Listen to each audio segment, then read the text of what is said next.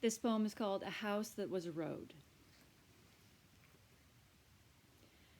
A house that was a road, beckoning me to fall in love with him, now sits vacant and waits. It was filled with trash much worse before his ownership. I helped him dig through it. We spent weeks sorting, uncovering, revealing. Hope was to complete the new with what had been left, and with a mind that dumps are not infinite, and broken lives in need of healing need a place of peace, of sharing of gifts that need to be given, beaconed hopefully by our frail and most pathetic attempt to repair a house. Sorting trash would prove comparatively simple, for months would be spent sorting, uncovering, revealing, one by one, blocks to the road that would not allow anything we would attempt.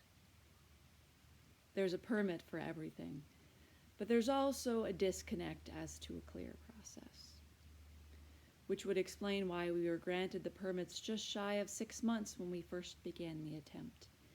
By such time, January's weather would no longer permit concrete work, on which everything else waited, and without the proper permit to live on the property, time had to be spent elsewhere, working to support another residence. Structures wait rotting under leaky roofs not allowed to be fixed. Walls in danger of falling required to remain no matter what, if possible, is required to fix them, since they are historic. Fines are waiting should one proceed, and fines are waiting if not. Days spent urgently clearing piles of wood on the property, undoing months of landscaping, and removing trash from inside a garage to comply with the deadline for another citation, for accumulation of rubbish, and to avoid a $1,000 a day fine.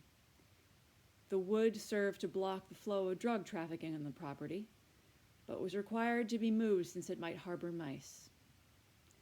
Doors fallen off their hinges and bent far out of shape by time on an old garage filled with junk only is required to be secured and lockable, or else replaced immediately, a task impossible without replacing the garage in its entirety.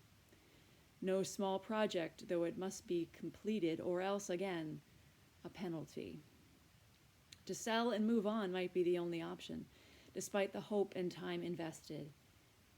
Is it still worth hoping that something miraculous could occur and the empty house could become a road, inviting a community to come together in love and beauty?